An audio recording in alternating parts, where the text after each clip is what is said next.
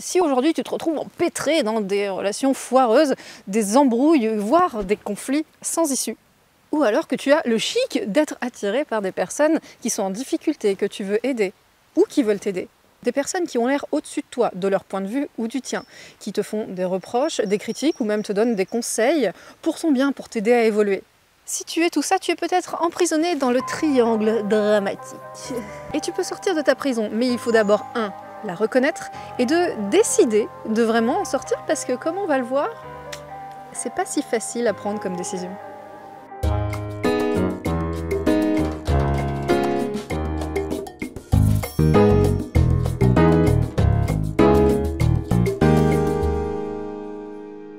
Avant de rentrer dans le vif du sujet, il faut que tu saches que déjà, je m'appelle Gaëlle, je suis coach en relations amoureuses, si jamais tu me découvres à travers cette vidéo, et que ce triangle-là dont on va parler, ces jeux psychologiques complètement toxiques, l'excellence de la relation toxique, ça repose sur les jugements des uns et des autres. Et souvent, les relations toxiques, elles démarrent plutôt bien et elles dérivent vers quelque chose de toxique. Et une manière de sortir de ce genre de schéma, et on va voir, on est tous, quasi tous concernés par ce genre de truc, parce que ça commence subtil et puis ça continue en escalade, c'est de sortir du jugement. Pour se relier à ses sentiments et ses besoins, et c'est ce que tu peux faire en téléchargeant cette fiche des sentiments et des besoins qu'on n'a pas l'habitude de nommer. Et donc il faut impérativement développer notre vocabulaire émotionnel pour développer des relations saines. Cette fiche est gratuite, elle est accompagnée d'une mini-formation pour t'expliquer comment l'utiliser et tu peux la télécharger à travers le lien dans la description.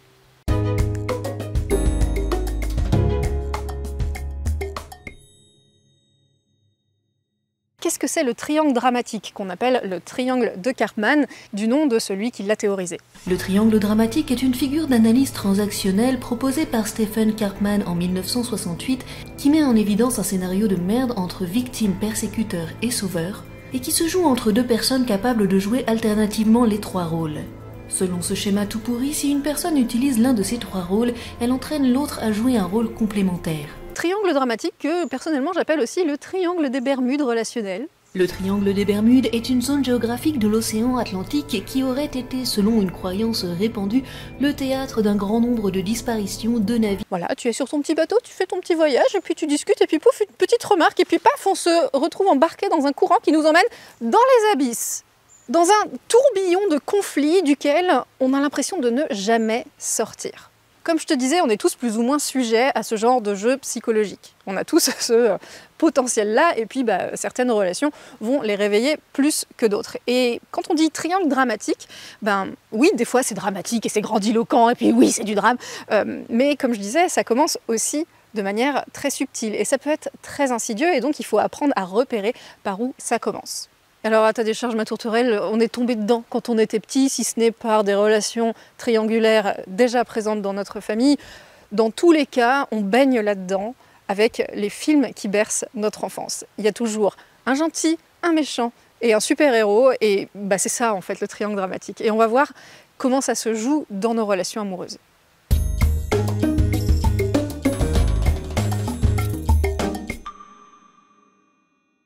Commençons par le mode victime. La victime, c'est « je sais pas ce que je fais de mal ».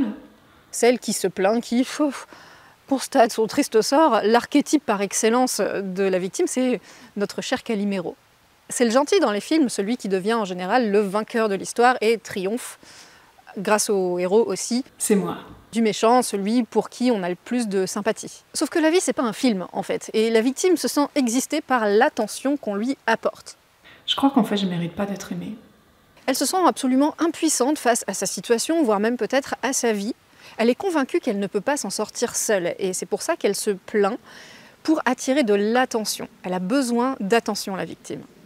Le truc, c'est que comme elle se sent impuissante, elle croit qu'elle ne peut rien faire, donc elle ne fait rien, ce qui renforce le problème duquel la victime se plaint. Je vais finir seule. Et quelque part, inconsciemment, ça l'arrange bien d'être dépressive, de se sentir coupable, de se sentir fatiguée, de se sentir sans ressources, puisque comme ça, elle attire l'attention d'un sauveur. C'est moi. Qui va vouloir l'aider.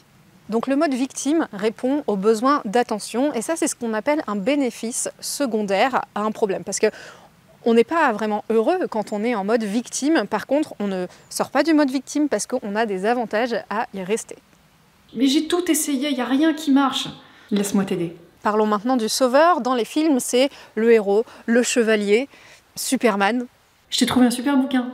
Il ne peut pas s'empêcher d'aider. Il a un radar aux gens qui sont vulnérables parce que lui, il se sent exister à travers le soutien qu'il apporte aux autres. Il a besoin d'être utile, même indispensable.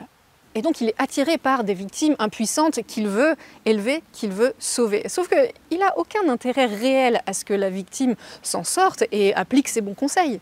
Parce que si la victime s'en sort vraiment, elle n'aura plus besoin de l'aide d'un sauveur et donc le sauveur sera inutile. Il n'existera plus. Oh, et puis franchement, oui, ce bouquin, pépite. Il a changé ma vie, je te le prête autant de temps que tu veux. Ça tombe bien car la victime n'a pas réellement l'intention de s'en sortir, car si elle n'a plus de problème, elle n'attire plus l'attention qu'elle veut avec ses problèmes. Mais qu'est-ce que ça va changer? Je suis juste une cause perdue, c'est tout. Bingo, la codépendance dans toute sa splendeur. Bon, enfin quand même, à un moment, c'est un peu fatigant cette histoire, parce que si le sauveur donne plein de super conseils pour sauver la victime, et que la victime, n'ayant pas réellement l'intention de les appliquer, ne les applique pas, et donc reste dans sa merde... J'ai pas de chance, quoi. Bah, le sauveur, il commence à en avoir marre, il se fatigue, et il peut se transformer en bourreau. Le sauveur peut être sauveur parce qu'avant dans sa vie, c'était une victime, et maintenant, il a envie d'aider les gens qui étaient dans sa situation d'avant. Une manière de se sauver lui-même, en quelque sorte. Alors, tu l'as lu? Le bourreau, lui, on le reconnaît parce qu'il critique, il dévalorise. C'est pas en restant à te plaindre sur ton canapé comme une grosse limace que tu vas trouver quelqu'un? Dans les films, c'est le méchant, où en général tout le monde est content quand il meurt. Lui, il se sent exister par le pouvoir qu'il a sur les autres. Il a besoin de contrôle. Probablement que, dans son histoire, il était aussi victime avant, et que c'était tellement terrible pour lui d'être victime que, faute de prendre vraiment ses responsabilités et de se transformer, il a juste pris une option qu'il avait dans son entourage, celle du bourreau. Parce qu'il était peut-être victime, parce qu'il était persécuté par un bourreau, et il a choisi un peu son camp, ce qui l'arrangeait. Et bon, peu importe l'état de la victime actuellement dans sa vie, c'est pas ça qui l'importe. L'altruisme, à ce stade, il s'en fout un peu, il veut se sentir en sécurité. Il a tellement peur de se faire bouffer qu'entre proie ou prédateur, il préfère être prédateur. Alors il pointe du doigt, il accuse, il critique, il reproche, voire il pète un câble, en toute légitimité selon lui. C'est quelqu'un de rigide, d'autoritaire, contrôlant, oppressant. Et encore une fois, il critique la victime, surtout parce qu'il a peur d'en être une.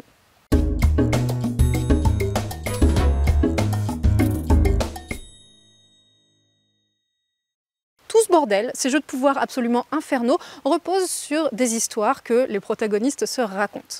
Le sauveur se raconte qu'il a le pouvoir de rendre les gens heureux. Et pour ça, il a besoin d'une victime à rendre heureuse. Non mais je suis maudite, c'est tout. La victime, elle pense que les autres ont le pouvoir de la rendre heureuse. Et donc là, elle a besoin d'un sauveur pour la rendre heureuse et la sortir de son mal-être. Tiens, au fait, je connais un super hypno qui travaille sur l'enfant intérieur, je lui ai parlé de toi, et donc il a de la dispo en ce moment, donc n'hésite pas à l'appeler. Mais du coup, elle pense aussi que les autres ont le pouvoir de la rendre malheureuse. Et pour se raconter cette histoire-là, elle a besoin d'un bourreau. Regarde ta sœur, elle a bien réussi, c'est quoi ton problème? Quant au bourreau, il pense qu'il a le pouvoir de rendre les autres malheureux, et pour se raconter cette histoire-là, il a besoin d'une victime. Je sais pas ce que je fais de mal. Tu connais la loi de l'attraction? Quand on est empêtré dans ce triangle, ces histoires qu'on se raconte, c'est notre obsession. On a absolument besoin de confirmer qu'on a raison. Et donc on va chercher et trouver, et ceci se fait inconsciemment, des gens qui ont la position qui nous arrange pour jouer à ces jeux-là. Et à partir du moment où on a minimum besoin d'une autre personne pour confirmer les histoires qu'on se raconte et le pouvoir qu'on a ou qu'on n'a pas, on voit facilement en quoi ce schéma est un schéma de dépendance complète, très confortable pour l'ego, puisqu'il s'agit de se rassurer soi-même sur le fait qu'on est une bonne personne. Le sauveur, il est une bonne personne parce qu'il aide les gens. La victime, elle est une bonne personne parce que c'est pas de sa faute. De toute façon, c'est tous des menteurs, là. Et le bourreau, il est une bonne personne parce qu'il a raison et qu'il est supérieur. Tout le monde veut être une bonne personne dans l'histoire, et pour s'assurer qu'on a une bonne personne, on a besoin d'une mauvaise qui joue le rôle de comparatif. Limace. Et c'est complètement toxique, infernal, tordu et infini, parce qu'en fait, on passe notre temps à changer de position dans le triangle. Le sauveur, il veut sauver une victime, sauf que s'il la sauve vraiment, elle aura plus besoin de lui, il n'aura plus personne à sauver, il ne se sentira plus exister. Tu les lis pas, les bouquins? Si elle se bouge pas, il n'est pas content non plus, parce que comme elle n'applique pas ses conseils, il se sent inutile, il va en avoir marre, ça le fatigue, et donc il va lui reprocher de ne pas se bouger, et à ce moment-là, il va se transformer en bourreau. T'as pas vraiment de volonté, en fait. Oui, il va se placer en victime, en bourreau, tu vois, je sais même plus. En fait, il va blâmer la victime parce que ce sera à cause d'elle qu'il est fatigué. La victime, elle veut être sauvée soi-disant, parce qu'elle ne veut pas réellement être sauvée. Elle fait croire qu'elle veut être sauvée pour obtenir de l'attention. Tant pis. On peut pas tout avoir dans la vie. Faut s'y faire. Quant au bourreau, il rejette ses responsabilités de ses problèmes, ses imperfections, ses failles sur la victime, pleine de failles. Alors c'est le roi de la projection, le bourreau. En même temps, t'es pas facile à aimer. Ce qui lui permet simultanément de se positionner en sauveur et donc de se sauver lui-même, victime qui s'ignore, le bourreau. Victime qui se refoule. Bon, bref, t'as compris, c'est les chaises musicales, ce triangle, on passe d'un rôle à l'autre, c'est le bordel et ça n'en finit jamais. Si on ne décide pas d'en sortir. Donc la victime, elle fuit ses responsabilités en se racontant qu'elle n'a aucune responsabilité, qu'elle n'a pas le choix. Elle subit tout et elle se sent exister par l'attention qu'on lui apporte. Son job, c'est de se prendre en charge, mais ça voudrait dire ne pas avoir l'attention qu'elle a reçue à obtenir à travers ses problèmes et ses plaintes. Le sauveur, il fuit ses problèmes en se focalisant sur ceux de l'autre. Il se sent exister par l'aide qu'il apporte et il devrait laisser à la victime ses responsabilités pour qu'elle ait une chance de les prendre. Mais il n'y arrive pas parce que sinon il a l'impression d'être un connard qui laisse tomber les pauvres gens sans défense. Quant au bourreau, il rejette son imperfection et ses insécurités qui sont absolument insoutenables. Il ne peut même pas faire face à ça, c'est trop douloureux pour lui. Échec. Il se sent exister par son sentiment de supériorité et il devrait retourner le miroir pour regarder ses insécurités à lui. Mais ça voudrait dire se sentir imparfait, Bouse. se sentir inférieur, se sentir victime. Et c'est sa hantise. Mais comment on sort de cette merde? Bonne question.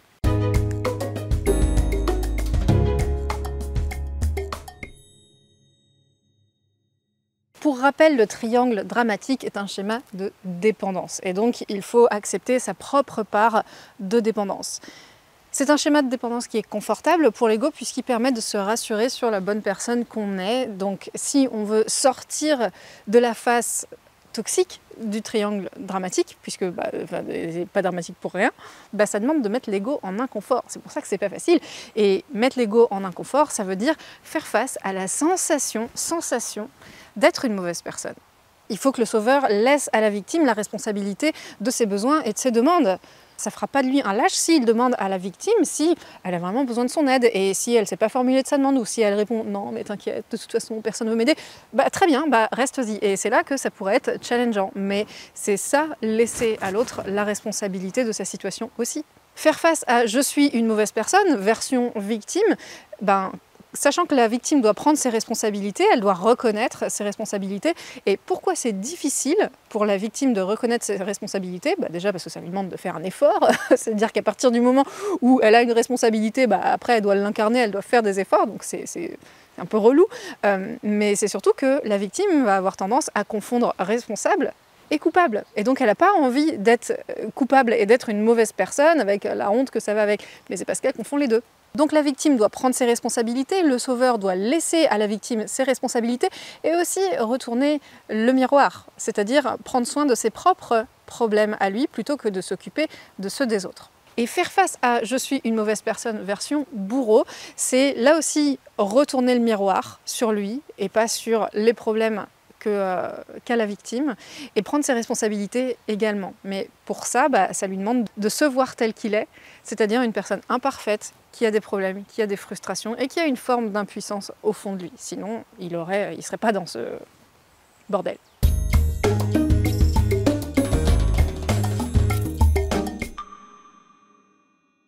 Comme la majorité des gens, j'ai moi-même mes petites histoires avec ce triangle dramatique et donc je vais illustrer tout ce qu'on vient de voir par ces exemples personnels.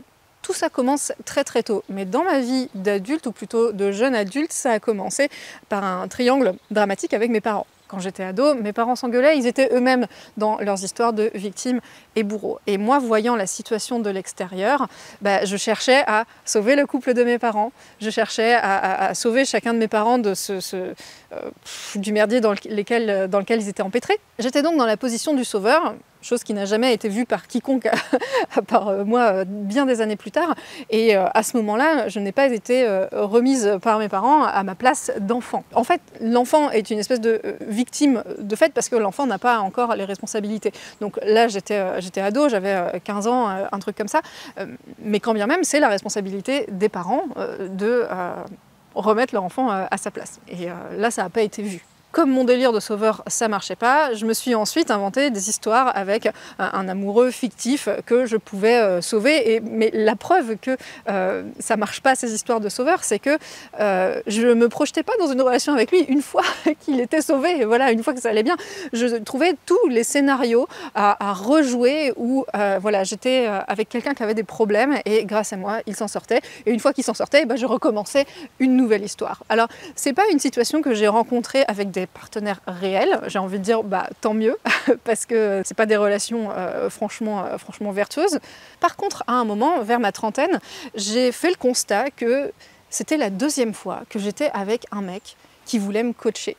Et je connaissais ces histoires de triangle, alors quand j'ai vu ça, je me suis dit non, c'est bizarre, c'est la deuxième fois que je suis avec un mec qui veut me coacher.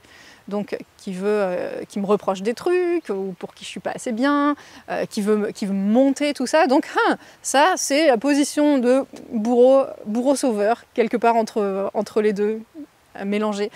Et je me suis dit, si j'ai ça, ça veut dire que je suis en victime quelque part, si j'attire ce genre de personnes. Et il se trouve que moi, je ne suis pas une victime qui se plaint parce que j'ai aussi une très très forte valeur responsabilité. Donc j'ai tendance à prendre beaucoup mes responsabilités, parfois même à en prendre trop. Et moi, ma victime, elle ne ressemble pas à un Calimero en fait.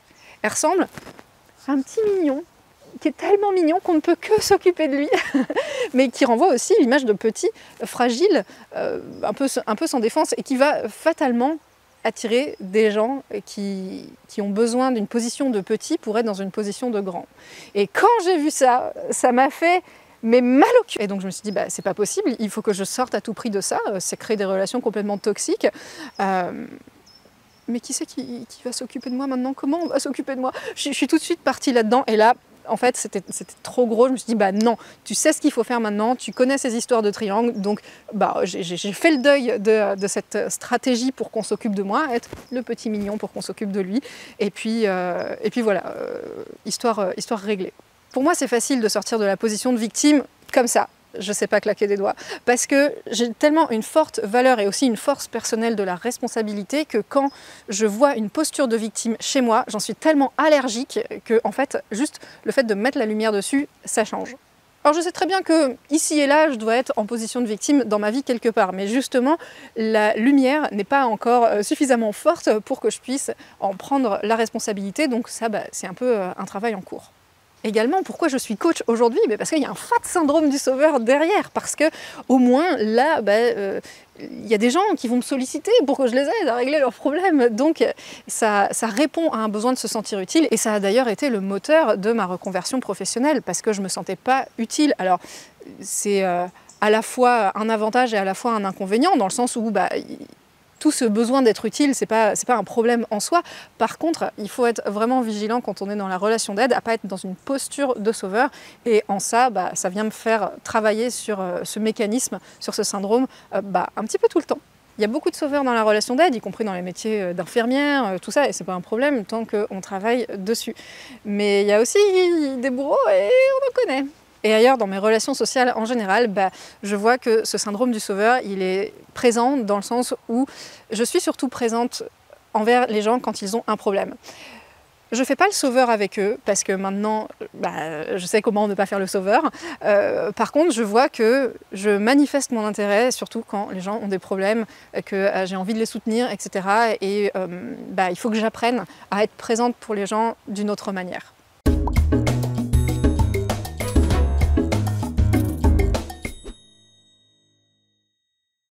C'est la fin de cette vidéo, j'espère que ça t'a plu. Rappelle-toi que ce triangle est perpétué notamment par les jugements des uns par les autres sur les autres. Et que si on veut sortir de ce triangle, il faut commencer par sortir des jugements pour se relier à nos sentiments et nos besoins. C'est quelque chose que tu peux faire en téléchargeant ma petite fiche des sentiments et des besoins, chose qu'on a absolument du mal à nommer parce que justement tu vas le voir grâce à la mini-formation qui accompagne cette fiche, qu'on est souvent dans des jugements masqués qui nous induisent en erreur sur nos sentiments et nos besoins et nous maintiennent coupés de nous et de l'autre. Nommer tes sentiments et tes besoins est donc une étape primordiale pour avoir des relations saines. Je te laisse cliquer sur le lien dans la description et on se retrouve sur ton espace membre.